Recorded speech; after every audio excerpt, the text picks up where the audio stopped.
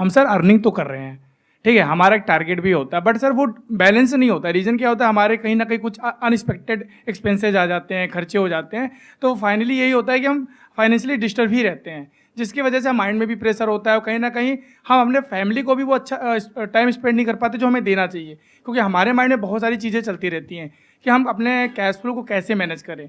सबसे बड़ी प्रॉब्लम यही है आज के टाइम पे सर। तो आप ये कहना चाह रहे हैं कि cash flow management is a big problem आज की डेट में, specially for middle class, right? Yes sir. I hope most of you are from middle class. आप में से कितने लोग हैं जो मिडिल क्लास से हैं? एक बार हाथ ऊपर करिए। ऑलमोस्ट सबने अपने हाथ ऊपर कर दिए हैं। कितने हैं जो लो क्लास से हैं, लो इनकम लेवल से हैं?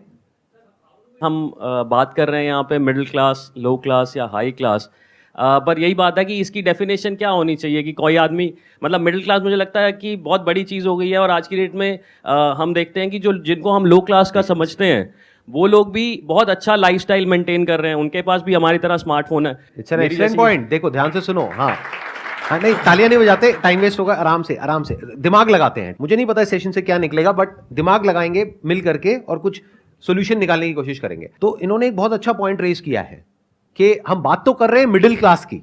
मैंने इसीलिए आपसे क्वेश्चन पूछा था कि आप में से कितने लोग मिडिल क्लास है, सबने अपना हाथ ऊपर कर दिया। अब पहले एक बार डिफाइन करते हैं कि मिडिल क्लास का मतलब क्या। अलग अलग डेटा है, उसके अकॉर्डिंग अलग अलग डेफिनेशन है मिडिल क्लास की।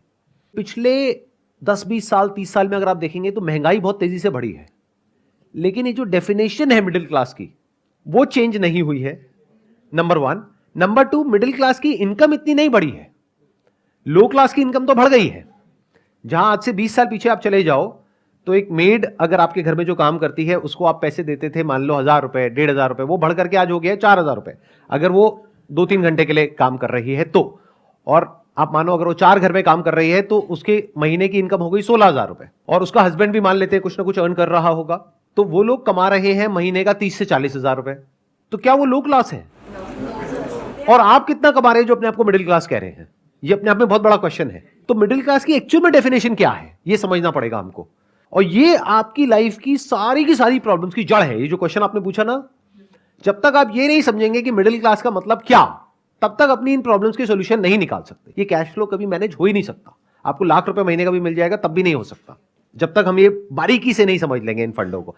ग्लोबली एक ऐसा सेंसस है जो कहता है कि लो इनकम का मतलब जो दिन का 600 रुपए से कम कमा रहे हैं वो लो इनकम, 600 से 1200 कमा रहे हैं वो मिडिल इनकम।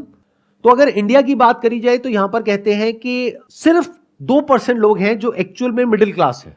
और अगर आज की डेट में हम रियलिटी को देखें, जिस तेजी से महंगाई बढ़ी है, जिस तेजी से स्कूल की फीस बढ़ रही है आज की डेट में, जो एक रियल प्रॉब्लम है जो हम सब फेस कर रहे हैं, और कुछ चीजें ऐसी हैं जो इन्फ्लेशन का डेटा आता है हमारे पास में, उससे भी ज्यादा तेजी से महंगी हो रही है। मतलब इन्फ्लेशन का डेटा अगर कह रहा है 6-7%, तो एक्चुअल में अगर आप देखोगे कोई चीज जो आज से 3-4 साल पहले एक्स अमाउंट की थी, आज वो डबल तक हो गई है। तो इसका मतलब वो उससे भी तेज बढ़ रही है रियलिटी में, जितना कि पेपर के ऊपर वो डेटा आ रहा है, और इनकम इतनी तो नहीं बढ़ रही है।